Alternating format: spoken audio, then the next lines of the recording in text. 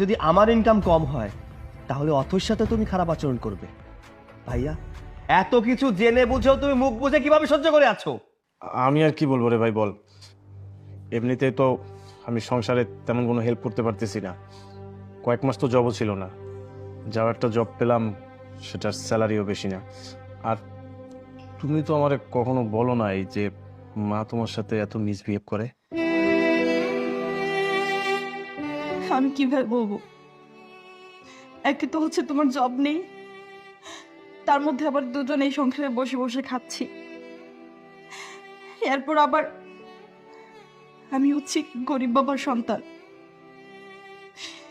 আমাদের ভাগ্যটাই আল্লাহ এভাবে পাঠাইছে, সবকিছু মেনে নিতে হয় আমাদের। তাই ভাগ্যটাকে মেনে নিয়েছি।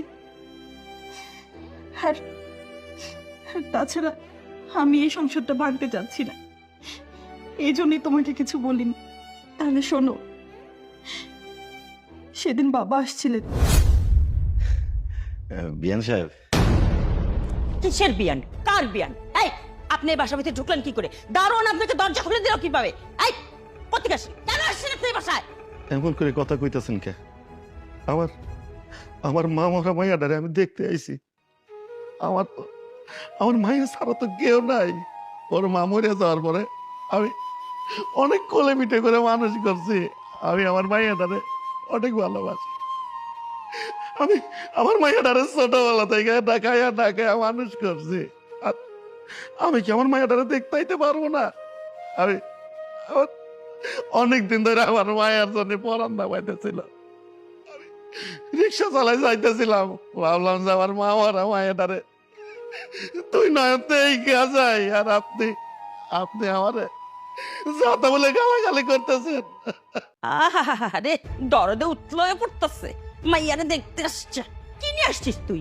খালি হাত পা নিয়ে আসছিস, চালাই খাস রিক্সা, আবার মাইয়ারে দেখতেছ। তোর লজ্জা করে না? এত বড় বাড়ি গাড়ি দেখে লোভে চিবে লক লক করে না? মাইয়ারে দেখতে আসছিস নাকি নিজে কিছু পাইতে আসছিস? যা, এক্ষুনি বেরিয়ে যা। Get lost. ঠিক আছে, ঠিক আছে, আমি আমি আর কোনোদিন না আমার মাইয়াটারে দেখতে আমার।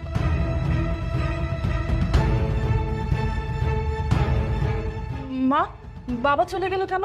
কেন চলে যাবো না? তো থাকবে। তোমার বাবাকে আপ্যায়ন করবো, হ্যাঁ?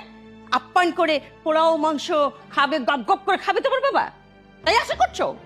মা, আপনি আমাকে যা ইচ্ছে তা বলেন, আমার বাবাকে কিছু বলবেন না। কে? যত বড় মুখ না তত বড় কথা। আমার মুখের উপর কথা বলা, এত সাহস! আজকে মেরেই ফেলবো, মেরেই ফেলবো।